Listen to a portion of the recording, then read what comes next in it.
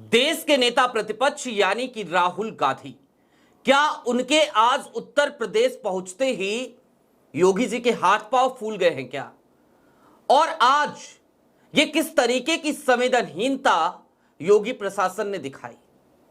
आज बहुत सारे सवाल हैं। राहुल गांधी का बयान भी आया और ये सारी बातें आज विस्तार से करने की जरूरत है कि एक पीड़ित परिवार उससे मिलने यदि इस देश का नेता प्रतिपक्ष पहुंचे तो क्या घिनौनी राजनीति करने की कोशिश की जाएगी? क्योंकि आज घिनौनी राजनीति करने की कोशिश ही की गई। नमस्कार, मैं स्वप्निल और आप मुद्दा देख रहे हैं। दोस्तों, आगे बढ़े उससे पहले एक छोटी सी अपील है। मुद्दा इन दिनों एक गंभीर आर्थिक संकट से जूझ रहा है। एक तरफ हमारे मेन बैंक अकाउंट फ्रीज चल रहे हैं तो दूसरी तरफ हमारे 2.5 साल पुराने चैनल को हमसे छीना जा चुका है। ये दौर ही ऐसा है। खैर, आपकी मोहब्बतों के भरोसे बेबाकी से सत्ता से सवाल पूछने का सिलसिला यहां जारी है, लेकिन डे टू डे ऑपरेशंस में मुद्दा को काफी मुश्किलों का सामना करना पड़ रहा है। लिहाजा आपसे अपील है और यह अपील करना हमारी मजबूरी भी कि यदि आप चाहें, यदि आप सक्षम हो तो अपनी क्षमता अनुसार छोटी छोटी मदद मुद्दा की जरूर कीजिएगा। इसके लिए आप स्क्रीन पर दिख रहे QR कोड या फिर के नीचे दिख रहे UPI नंबर का इस्तेमाल कर सकते हैं। अब आगे बढ़ते हैं। राहुल गांधी का आज वो कार्यक्रम तय था कि वो उत्तर प्रदेश के फतेहपुर पहुंचेंगे और उस शोकाकुल परिवार, पीड़ित परिवार से मिलेंगे, यानी कि हरिओम वाल्मीकि के परिवार से। राहुल सुबह सुबह कानपुर एयरपोर्ट पहुंचे और वहां से वो बाई रोड फतेहपुर के लिए निकल गए, रवाना हो गए। लेकिन इन सब के बीच एक अलग तरीके की घृणित राजनीति की जा रही थी। राहुल गांधी वहां पहुंचे उससे पहले एक वीडियो मंजरे आम पर आया और यह वीडियो किसी और का नहीं बल्कि शिवम वाल्मीकि का था। हरिओम वाल्मीकि के भाई शिवम वाल्मीकि, उन्होंने एक वीडियो जारी करी और कहा, राहुल गांधी यहां राजनीति करने ना आए, हम सरकार से पूरी तरीके से संतुष्ट हैं। लेकिन आपकी स्क्रीन पर कुछ तस्वीरें चल रही हैं, इन तस्वीरों को गौर से देखिए। क्या इन तस्वीरों को देखकर आपको ऐसा लग रहा है कि यह परिवार यह मानता था कि राहुल यहां राजनीति करने आए हैं? और अगर ऐसा मानता तो क्या इस तरीके की भावुकता इन तस्वीरों में नजर आती? ये तमाम तस्वीरें बोल रही हैं, गवाही दे रही हैं चीख चीख कर कि नहीं, इस परिवार ने आत्मीयता के साथ राहुल से मुलाकात करी और राहुल ने आत्मीयता के साथ इस परिवार को गले लगाया।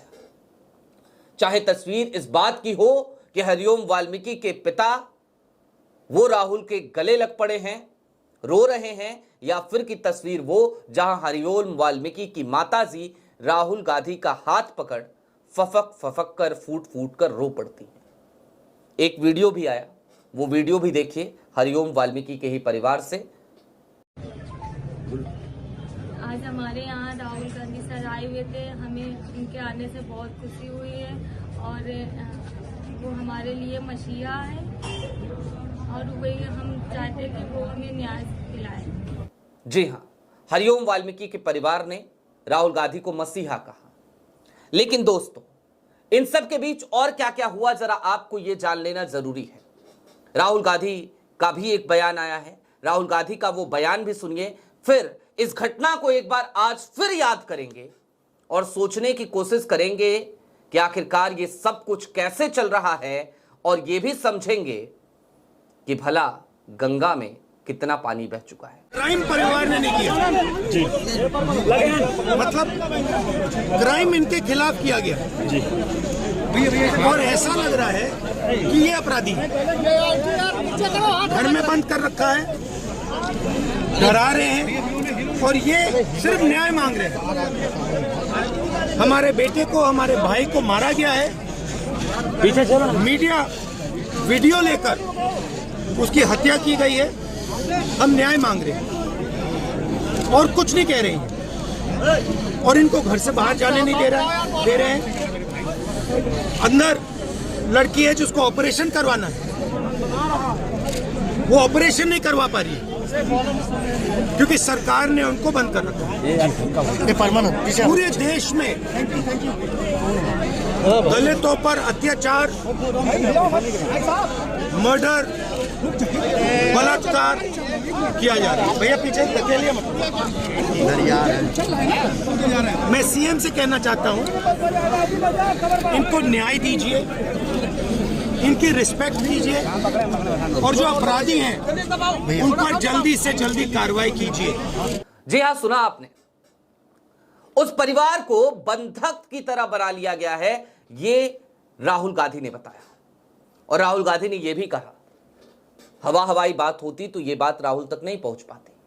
राहुल ने कहा कि इस परिवार के अंदर एक लड़की है, उसको अपना ऑपरेशन कराना है, उसको ऑपरेशन कराने नहीं जाने दिया जा रहा है। ना ये संवेदनहीनता की पराकाष्ठा, यही चल रहा है। अब दोस्तों कुछ चीजें और याद कीजिए और शुरुआत उस घटना से ही करते हैं जिस घटना ने इस परिवार से उस घर के चिराग को छीन लिया, यानी हरिओम वाल्मीकि को। फतेहपुर के रहने वाले हरिओम अपने ससुराल रायबरेली के उचाहार जा रहे थे और जब वहां पहुंचे तो बीच रास्ते में उचाहार में, जहां से विधायक है मनोज पांडे, वही मनोज पांडे जो सपा के विधायक हुआ करते थे, फिर बागी हुए, फिर भाजपा ज्वाइन कर गए, वहां पर हरिओम वाल्मीकि को कुछ मनुवादियों ने पकड़ा, पीटना शुरू किया, ड्रोन चोरी का आरोप लगाया।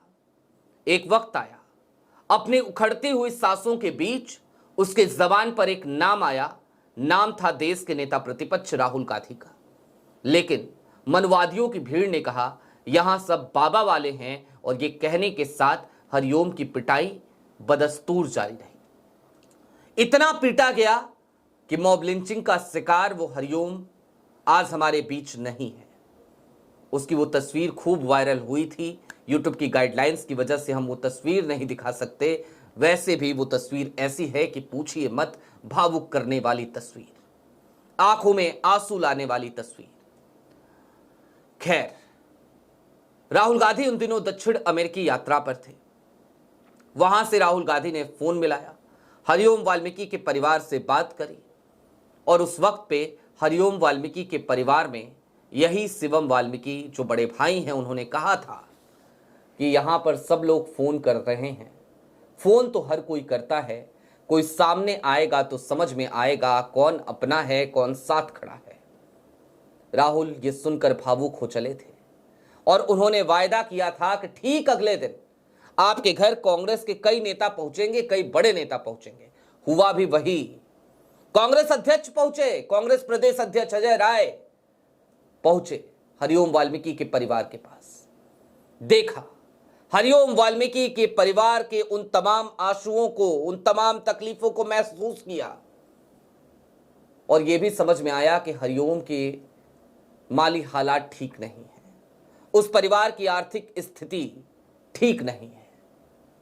फिर अजय राय ने उनसे कुछ वायदा किया, वापस आए, आर्थिक मदद जुटाई और फिर आर्थिक मदद लेकर अजय राय हरिओम वाल्मीकि के परिवार के पास एक बार फिर जाना चाहते थे। लेकिन इस बार जब वो जाना चाहते थे तो उत्तर प्रदेश की सरकार ने उस वक्त पे भी संवेदनहीनता का एक नायाब नमूना पेश किया था।